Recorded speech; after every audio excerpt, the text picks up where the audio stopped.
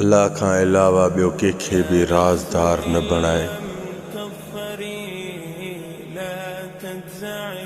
जेको बि तुंहिंजो राज़ आहे न अल्लाह सां शेयर कर। उहो राज़ तुंहिंजो महफ़ूज़ रहंदो ऐं परेशानियुनि खां बची वेंदे। जिन खे तव्हां भलो सम्झी पंहिंजो राज़ ॿुधाईंदा आहियो उहे इंसान भला त हूंदा आहिनि पर अॻिते हली वक़्त में थोरो थाॿो खाईंदा आहिनि। पोइ तुंहिंजे राज़ जी बि इज़त न कंदा आहिनि। राज़ हिकु उहो हिसो आहे ज़िंदगी जो पाण वटि अथई सम्झ तोखे सुकून आहे। ॿिए खे ॾिनई सम्झ तुंहिंजे सुकून जी तबाही जा मंज़र अचण वारा।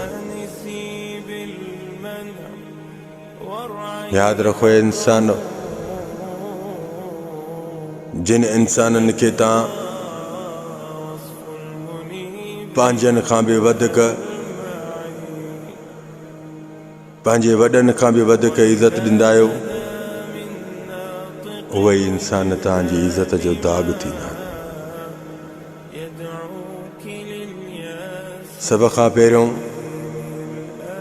अॻिलनि इंसाननि खे इज़त ज़रूरु ॾियो।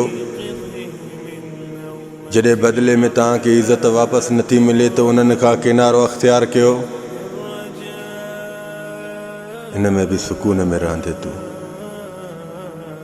तव्हां अॻिलनि जी इज़त करे इंतज़ार में न वियो त हाणे मुंहिंजी केतिरी इज़त कंदा।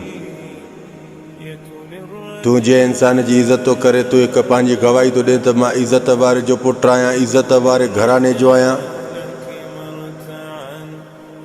इज़त सभ खे ॾियो। इज़त ॾियण वारो इंसान बुरो न हूंदो आहे।